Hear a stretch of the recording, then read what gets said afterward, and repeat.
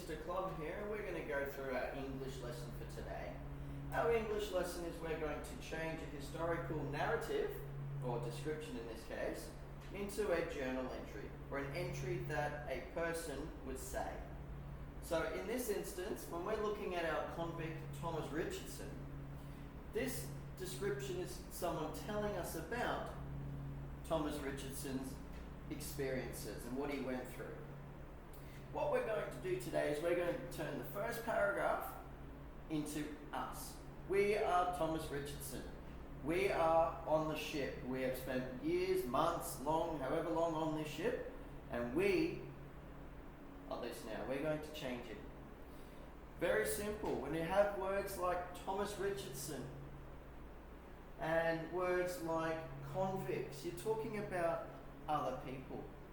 When you're talking about Thomas Richardson, you're talking about yourself. So instead of using the word Thomas's time on the ship, we might use the word my. My time on the ship was finally over.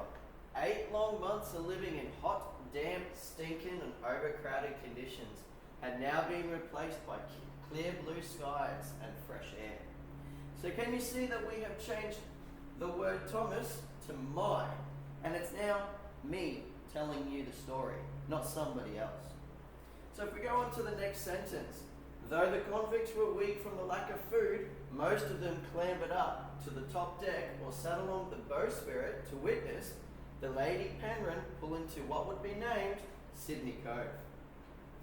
So what we can do here is we can change though the convicts were weak from the lack of food, and we're just going to say, though the convicts, we're going to go, we. So we were weak from the lack of food. Most of us clambered up to the top deck or sat along the bowsprit to witness the Lady Penrhyn pull into what would be named Sydney Cove. Thomas stared silently as the British flag was raised above the top sails. So now that we have another word here that says Thomas, we've already used the word my up here. So I'm going to cross this off and I'm going to use the word I. So I stared silently. Oh, I've gone too far, haven't I? No. I stared silently as the British flag was raised above the top sails. It waved in the winds as if it was waving to him to join it. We're going to change that to the word me. He felt exhausted and weak, but excited. So we're not going to use the word he, we're going to use the word I. So let's have a look at what we've done. My time on the ship was finally over. 8 long months of living in hot, damp, stinking and overcrowded conditions had now been replaced by clear blue skies and fresh air.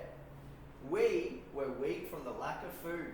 Most of us clambered up to the top deck or sat along the bowsprit to witness the Lady Penrhyn pull into what would be named Sydney Cove. I stared silently as the British flag was raised above the top sails. It waved in the wind as if it was waving to me to join in.